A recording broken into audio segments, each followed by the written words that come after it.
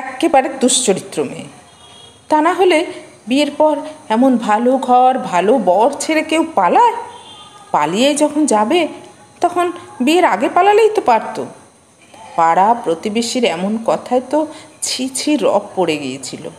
সবাই মেয়েটাকেই দোষ দিয়েছিল। এমন ভালো বাড়ি, তার উপর ভালো চাকরি করা ছেলে, কত সৌভাগ্য থাকলে তবে এমন একটা সংসার পাওয়া যায়।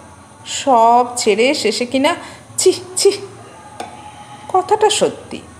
শ্বশুর বাড়ি ছেড়ে মেয়েটি পালিয়ে গিয়েছিল। বাবার আর্থিক অবস্থা মন্দ ছিল না, একটা ব্যবসায়ী পরিবার। বাপের বাড়িতেই তো ফিরতে পারত। মেয়েটির নাম আনন্দিতা, বাবা মার একমাত্র মেয়ে, বেশ সুন্দরীও বটে। মেয়ে সুন্দরী হলে অনেক কম বয়স থেকেই বিয়ের সম্বন্ধ আসতে থাকে। আনন্দিতার ক্ষেত্রেও তার ব্যতিক্রম হয়নি। পাড়ার অনেক ছেলেই আনন্দিতাকে বিরক্ত করত। একদিন সন্ধেবেলা টিউশন থেকে ফেরার পথে আনন্দিতাকে পথ আটকে পাড়ার একটি ছেলে বলেছিল, তোকে ভালোবাসি, একদিন তোকে তুলে নিয়ে চলে যাব। আনন্দিতাও সাহসের সাথে শুনিয়ে দিয়েছিল, বেশ তো, ক্ষমতা থাকলে তুলে নিয়ে যাস। এ কথা আনন্দিতা বাড়িতে এসে মাকে জানালে মা বলেছিল, আর পড়তে যাওয়ার দরকার নেই, পড়েও যা হবে, না পড়েও তাই হবে, সেই তো খুন্তি নাড়তেই হবে। এই তো আমাকেই দেখ, বিএ পাশ করে কি হচ্ছে আমার, তোর বাবার হোটেলে পার্মানেন্ট রাঁধুনি হয়েই রয়ে গেলাম। আনন্দিতার বাবা মা ভাবল, এই মেয়েকে ঘরে রাখা যাবে না, কোন দিন কি একটা অঘটন ঘটবে, তার থেকে বরং একটা ভালো ছেলে দেখে বিয়ে দিয়ে দেওয়াই ভালো। আনন্দিতা প্রতিবাদ করেছিল, মা আমি এখন বিয়ে করব না, পড়াশুনো শেষ করে তবে বিয়ে করব। সে তুই পড়াশুনো করলে বিয়ের পরেও করবি, পাশের বাড়ির নিবেদিতার কথা ভাব, কত বড়লোক বাড়িতে বিয়ে হয়েছে, ওর কি আর পড়াশুনো হয়নি? মাধ্যমিক পাশ করেই তো ওর বিয়ে হলো, এখন শ্বশুরবাড়ি থেকে ও কলেজ করছে। আনন্দিতার বিয়ের দিনক্ষণ ঠিক করে ফেলল মা বাবা। 12 পরীক্ষার আগেই বিয়ে, তাতে কি, ভালো ছেলে পেয়ে গেলে কোন বাবা মা হাত ছাড়া করে? মেয়ের বয়স তো 18 হয়েই গেছে। পাশের গ্রাম থেকে পাত্রপক্ষ দেখতে এসেই এক দেখাতে পছন্দ হয়ে গিয়েছিল পাত্রের বাবার। এই মেয়েকেই ছেলের বউ করবে পাত্রের বাবার জেদ। পরে অবশ্য পাত্র নিজেও আনন্দিতাকে দেখে খুব পছন্দ হয়েছে তার। পাত্রপক্ষের পছন্দ হওয়াটাই যেন বড় কথা। এদিকে আনন্দিতার পছন্দ অপছন্দকে কেউ গুরুত্ব দিল না। অবস্থাপন্ন ঘরে মেয়ের বিয়ে দিতে পারাটাই যেন বাবা মায়ের একটা শান্তির জায়গা। অনেক বাবা মা এটাই বোঝেন না যে টাকা পয়সা বেশি থাকলেই মেয়ে সুখে থাকবে তার কোনো মানে নেই। যাই হোক, ধুমধাম করে মেয়ের বিয়ে দিয়ে বাবা মা হাত ধুয়ে ফেললেন। বিয়ের আগে মেয়েকে নিয়ে একটু সমস্যাই হচ্ছিল, কারণ বিভিন্ন ছেলের উৎপাত। সুন্দরী মেয়েকে ঘরে রাখা দায়, বিয়ে দিয়ে দেওয়াটাই একটা নিরাপদ আশ্রয় বলে মনে করেছিল আনন্দিতার বাবা মা। এখন আর কোনো চিন্তা নেই, আর কোনো ঝামেলার ভয়ও নেই। বিয়ের পর আনন্দিতা শ্বশুরবাড়ি এলো। সামনেই উচ্চ মাধ্যমিক পরীক্ষা। পরীক্ষাটা দিতে হবে, কারণ আনন্দিতার শ্বশুর বিয়ের আগে কথা দিয়েছিল বিয়ের পর তাদের বাড়িতে থেকেই পড়াশুনো করবে। বিয়ের পর সেই ইচ্ছেটাই যেন আর কারণ নেই, না পড়লেও চলে। আনন্দিতা নিজের ইচ্ছেতেই পরীক্ষাটা দিল, তবু তাও আবার বাপের বাড়িতে থেকে। এদিকে বিয়ের 1 মাস পর আনন্দিতার স্বামী তার কর্মস্থল পাঞ্জাবে চলে গেল। একটা ভালো কোম্পানির ম্যানেজিং ডিরেক্টর সে, কতদিনই বা বাড়িতে থাকবে। ছুটির মেয়াদ শেষ হতেই তাকে চলে যেতেই হয়েছিল। পরীক্ষা পর্ব মিটে যেতেই আনন্দিতা শ্বশুরবাড়িতে ফিরে এলো। বাড়িতে কাজের লোক, রান্নার লোক, একেবারে আনন্দিতা থাকবে রানীর মতো। যতদিন যায় আনন্দিতার মন থেকে আনন্দটাই হারিয়ে যাচ্ছে। একে তো হাজব্যান্ড থাকে না, ভালো লাগে না কিছুতেই। একদিন সকালে ঘুম থেকে উঠে আনন্দিতা দেখছে শ্বশুরমশাইয়ের শরীর খারাপ, হালকা জ্বর। শ্বশুরমশাইয়ের ঘরে যেতেই শাশুড়িমা বললেন, তোমার শ্বশুরমশাইয়ের পা হাত পা খুব ব্যথা করছে, একটু হাত পাগুলো টিপে দাও না বৌমা। আনন্দিতা শাশুড়ি মায়ের কথা মতো গা হাত পা টিপে দিতে বাধ্য হয়, নিজের অনিচ্ছা সত্ত্বেও। একদিনের মধ্যেই শ্বশুরমশাই সুস্থও হয়ে উঠলেন, কিন্তু তারপর থেকে শ্বশুরমশাই প্রতিদিন ওই অসুস্থতার ভান করে, আর অনিন্দিতাকে সকালে ঘুম থেকে উঠেই শ্বশুরের ঘরে গিয়ে পদসেবা করতে হয়। ইচ্ছে না থাকলেও করতে হয়, কারণ ওটাই হয়ে যায় প্রতিদিন সকালের কাজ। ব্যাপারটা এরপর থেকে একটু অন্য দিকে যায়। পদসেবার নাম করে শ্বশুরমশাই একটু অন্যভাবে আনন্দিতাকে পেতে চায়। গা হাত পায়ে ম্যাসেজ হয়ে গেলে প্রতিদিন আনন্দিতাকে একবার করে জড়িয়ে ধরে। আদর করার নামে আপত্তিকর জায়গায়ও হাত দেয়, যেটা আনন্দিতার একদমই ভালো লাগে না। একদিন আনন্দিতা এই ব্যাপারটা হাজব্যান্ডকে ফোন করে বলে। হাজব্যান্ড শুনে বলে, কী সব কথা বলতে তোমার মুখে আটকালো না? তুমি এত নীচ, আমার বাবার নামে এই কথা বললে? আমি আমার বাবাকে চিনি না, একজন দেবতুল্য মানুষ। এসব কথা বলে নিজের পাপ আর বাড়িও না। কথাগুলো শুনে অনিন্দিতা কেঁদে ফেলে। প্রতিদিন নিজের অনিচ্ছা সত্ত্বেও শ্বশুরের ঘরে যেতে হবে, কিন্তু কেন? আনন্দিতা একদিন শাশুড়িমাকে বলে, আমি বাবার ঘরে গিয়ে রোজ রোজ পদসেবা করতে পারবো না মা, কাল থেকে আপনিই ওটা করবেন।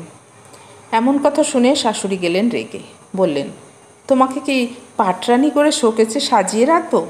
ঘরের তো একটা কাজও করতে হয় না, আর শ্বশুরের একটু সেবা করবে, তাতেও এত কথা? আনন্দিতার মনের কথা কে বুঝবে? হাজব্যান্ডকে বললে সে আবার উল্টে কথা শোনায়। মুখ বুঝে মেনে নিতে হবে সব কিছু। শুধু কি তাই, আনন্দিতার দেওর হুটহাট ওর ঘরে চলে আসে। মজা করার নামে সেও গায়ে হাত দেয়। এর প্রতিবাদ করে বলতে গেলে শাশুড়িমা বলেন, তোমার মতো একটা মেয়ে আমি জীবনে দেখিনি। আমার ছেলেটাকে নিজের ভাইয়ের মতো দেখতে পারো না? বৌদিকে সে কত ভালোবাসে, একটু মজা করেছে বলে ওটাকে অসভ্যতা বলছো? ছি, এই তোমার মানসিকতা? আনন্দিতা কান্নায় ভেঙে পড়ে। মুখ বুজে সব মেনে নিতে হচ্ছে ওর কথা কেউ বিশ্বাস করবে না। একটা মানসিক অশান্তিতে আনন্দিতাকে ভুগতে হয়। তার উপর রাতে দরজায় খিল দিয়ে শোয়া যাবে না। শ্বশুরমশাইয়ের দাবি, বাড়ির ভিতর কেন খিল দিয়ে শোবে? তাই অনিচ্ছা সত্ত্বেও খিল না দিয়ে দরজা খুলে রেখে ঘুমাতে হয়। তারপর হাজব্যান্ড ফোন করলে ওনাদের সামনেই কথা বলতে হবে। শাশুড়ির কথা, কি এমন কথা যে ফিসফিস করে লুকিয়ে বলতে হবে? কেন সামনে থেকে বলা যায় না?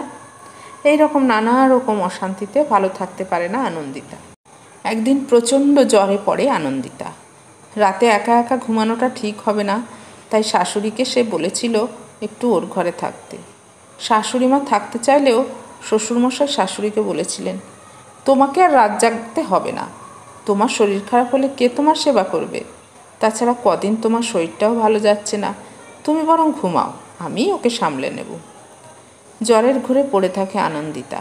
আনন্দিতার শ্বশুর এসে আনন্দিতার ঘরে ছিটকানি লাগিয়ে দেয়। তারপর একই বিছানায় শুয়ে পড়ে বৌমার সেবা করার নামে। জোর করে কাছে টেনে নিয়ে একেবারে জড়িয়ে ধরে। রাতের অন্ধকারে একটা কালো দৈত্য। উফ, কি পাষণ্ড! আর সহ্য হচ্ছিল না আনন্দিতার। তারপর সজোরে এক ধাক্কায় খাট থেকে ঠেলে ফেলে দিয়েছিল আনন্দিতা। একটা ভয়ঙ্কর রাত জেগেই কেটে গেল। এ লজ্জা কাকে বলবে? কেউ বিশ্বাস করবে তার কথা? পাড়া প্রতিবেশী সবাই জানে এই বাড়ির প্রত্যেকটা মানুষ ভীষণ ভালো, কারণ আনন্দিতার শ্বশুর একজন সমাজসেবী। দান ধ্যান করাটা তার পরম ধর্ম। তো এমন মানুষের বাইরেটা যত চকচকে, ভেতরটা ঠিক ততটাই নোংরা। আনন্দিতা কিভাবে প্রমাণ করবে এ কথা? না, থাক, দরকার নেই। রাগ হয় নিজের বাবা মায়ের উপর, ঠিক রাগ নয়, ঘেন্না হয়। বাড়ির বাইরের কিছু নরখাদকের হাত থেকে নিজেদের বাঁচার উপায় হিসেবে যে বাবা মা তার মেয়ের বিয়েটাকে নিশ্চিত নিরাপদ আশ্রয় ভাবে, তাদের জন্য একরাশ ঘৃণা ছাড়া আর কিছুই আসে না আনন্দিতার। প্রকাশ্য রাস্তা থেকে কোনো মেয়েকে তুলে নিয়ে গিয়ে কেউ যদি শারীরিক খিদে মেটায়, সেখানে তবু ভরসা থাকে, হয়তো একবার দুবার, তারপর ছেড়ে দেয়। কিন্তু দিনের পর দিন ঘরের মধ্যেই মেয়েরা কোথায় নিরাপদ বলতে পারো? না, কোথাও না। আনন্দিতার জীবনে কত স্বপ্ন ছিল। ছোটবেলায় পুতুল খেলতো, পুতুলের বিয়ে দিত, কখনো কখনো নিজেও বউ সাজত মায়ের শাড়ি পরে। একটা সুন্দর জীবনের স্বপ্ন দেখত। স্বপ্নগুলো চিরকাল স্বপ্নই থাকে, বাস্তবে রূপ পায় না। সুন্দর রূপটাকে যারা বলে অহংকার, আজ আনন্দিত ওটাকেই বলে বৈরিতা। নিজের রূপটাই নিজের শত্রু। দেখতে খারাপ হলে হয়তো ভালোই হতো, তাহলে কারো কুনজরে পড়তে হতো না। সুন্দরী মেয়ে আসলে কিছু পুরুষ মানুষের ভোগের কামনা। কেন ভগবান আনন্দিতাকে দেখতে খারাপ করলো না? তাহলে হয়তো সুনজরেই সবাই দেখতো, বলতো, ইস কি কালো, কি বিচ্ছিরি দেখতে মেয়েটা। আসলে মেয়েরা বোধহয় জীবনে যাকে চায় তাকে পায় না। স্কুল জীবনে পড়তে পড়তে আনন্দিতাকে একজনের ভালো লেগেছিল, ভালোবাসার কথা জানিয়েও ছিল। আনন্দিতারও খারাপ লাগেনি তখন, কিন্তু সবই কপাল। পড়াশোনার পাঠ চুকিয়ে দিয়ে বাবা মা বসিয়ে দিয়েছিল বিয়ের পিঁড়িতে। আনন্দিতা আর এ বাড়িতে থাকতে চায় না, কারণ ওই বাড়িতে একটা মানুষও বাস করে না, আর বাপের বাড়িতেও সে ফিরতে চায় না। ঠিক করে এই বাড়ি ছেড়ে চলে যাবে অন্য কোনো এক অজানা জায়গায়, যেখানে কেউ তাকে চিনবে না। ইতিমধ্যে আনন্দিতার হাজব্যান্ড ছুটি পেয়ে কদিনের জন্য বাড়িতে আসে। বাবা মা এত ভালো ব্যবহার দেখান, তারা তাদের ছেলের বউয়ের জন্য ভীষণ কেয়ারিং। এখানে কোনো অভিযোগ জানিয়ে আর লাভ নেই, কারণ যে মানুষটার সাথে গাঁটছড়া বেঁধেছিল সেই মানুষটা বাবা মায়ের অন্ধ ভক্ত। কদিন কাটিয়ে আনন্দিতার হাজব্যান্ড আবার কাজের জায়গায় ফিরে যায়। বিয়ে করে যে কোনো পুরুষ মানুষ এতটা উদাসীন হয়, এটা আনন্দিতার জানা ছিল না। তাই এই বাড়ি থেকে পালাতেই হবে। কিন্তু ভাবলেই তো আর পালানো যায় না। কোন ভরসাতেই বা সে বাইরে পা রাখবে? 7-5 ভেবেও এই বাড়িতে থাকতেই বাধ্য হয় আনন্দিতা। তবে মনে মনে ঠিক করেই ফেলে, এই বাড়ির শিকল কেটে একদিন সে বেরোবেই। বেঁচে থাকতে যদি নাও পারে, তবে জীবন জুড়োতে মৃত্যুই হতে পারে তার একমাত্র পথ। তারপর থেকে কেটে গেছে 2 বছর। সময়ের সাথে সাথে কত কি বদলে যায়। জীবন থেকে মুক্তি চাইলেই কি মুক্তি মেলে? মুক্তির পথে কাঁটা হয়ে কখনো কখনো কেউ চলে আসে। ভাগ্যিস কেউ এসেছিল অনিন্দিতার পথে। তবে হ্যাঁ, অনিন্দিতা এখন নতুন করে সংসার পেতেছে। নিজেকে সবজি বিক্রেতার ঘরণী হিসেবে পরিচয় দেয় সকলের কাছে। টালির ছাউনির 2 কামরার ঘর, কুঁড়ে ঘর হলেও এটাই তার ভালোবাসার রাজপ্রাসাদ। বাড়িতে দামি দামি জিনিসপত্র নেই ঠিকই, আছে সব থেকে দামি জিনিস, তার ভালোবাসা। যে মানুষটার সাথে অনিন্দিতা আজ ঘর বেঁধেছে, সে মানুষটা তাকে আজ জীবন দিয়ে ভালোবাসে। আর্থিক সচ্ছলতা ভালোবাসার মাপকাঠি হতে পারে না। ভালোবাসতে মন লাগে, মনের মানুষ লাগে। আর এই মনের মানুষটা আর কেউ নয়, সে হলো স্কুল জীবনে ফেলে আসা তার পছন্দের মানুষ পলাশ। ছোট থেকেই আনন্দিতার ভালো বন্ধু ছিল পলাশ। এই বন্ধুত্ব থেকেই মনের মধ্যে একটা জায়গা করে নিয়েছিল আনন্দিতার। তাই নিজের ভালোবাসার কথা ক্লাস 12-এ এসে জানিয়েছিল। আনন্দিতা ভালোবাসতে শুরু করেছিল পলাশকে, কিন্তু অঙ্কুরেই সে প্রেমের বিনাশ ঘটেছিল।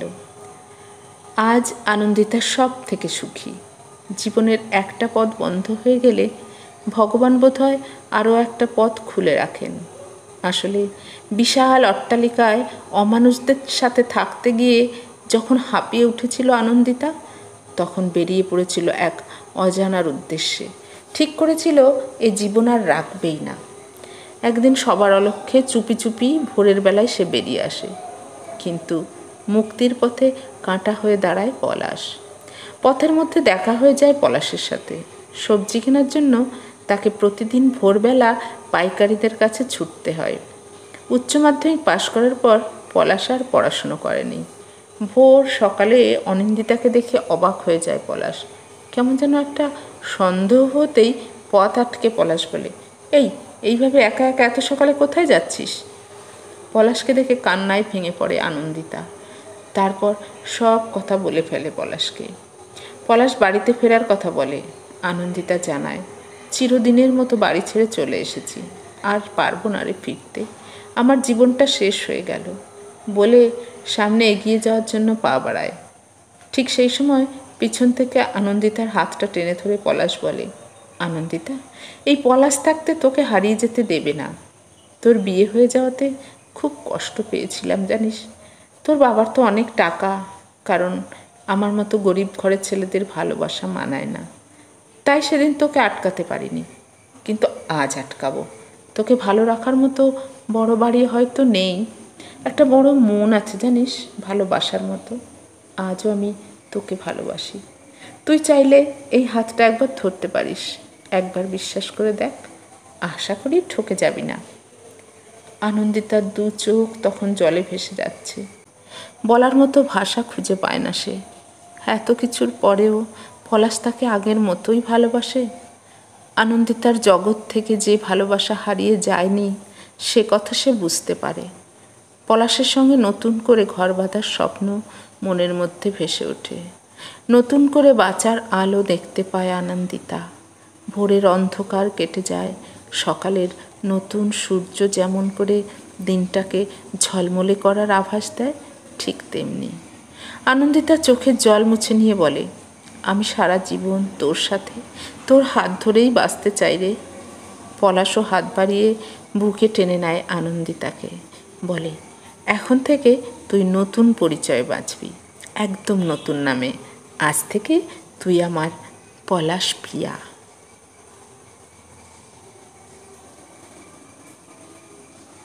এতক্ষণ শোনালাম গল্প মুক্তির কাঁটা, কলমে সরজিৎ ঘোষ, কণ্ঠে আমি অপর্ণা।